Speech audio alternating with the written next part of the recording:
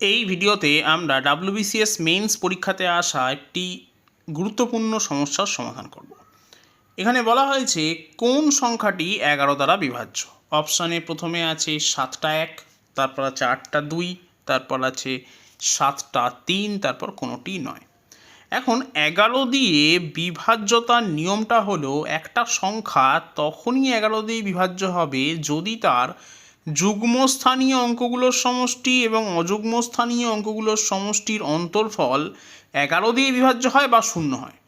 এখন সবকটা অঙ্কই যদি সেম হয় এবং অঙ্কের মধ্যে যদি যুগ্ম সংখ্যক পদ থাকে, যেমন অপশান বি এর মধ্যে 8খানা 2 আছে, তাহলে এই যে সংখ্যাটা আছে এর মধ্যে অযুগ্ম স্থানীয় যে অঙ্কগুলো হবে, অর্থাৎ প্রথমটা, তৃতীয়টা,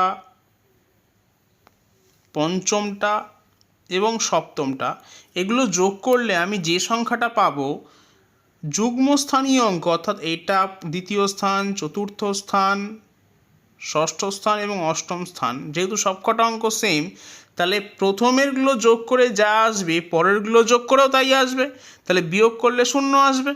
তাহলে 11 দিয়ে বিভাজ্যতার ক্রাইটেরিয়াকে স্যাটিসফাই করছে। অর্থাৎ সবকটা অঙ্ক যদি সেম হয় এবং সংখ্যার মধ্যে যদি যুগ্ম সংখ্যক পদ থাকে, যেমন এখানে 8টা 2 আছে, বা যদি 6টা 2 থাকতো, বা যদি 10টা 2 থাকতো, এই জাতীয় সংখ্যা সবসময়ই 11 দিয়ে বিভাজ্য হবে, কারণ এরা 11 দিয়ে বিভাজ্যতার ক্রাইটেরিয়াকে সবসময় স্যাটিসফাই করবে। তাহলে এক্ষেত্রে সঠিক উত্তর আমরা অপশান টেস্ট করেই বলে দিতে পারি যে অপশান বি এক্ষেত্রে হবে আমার সঠিক উত্তর।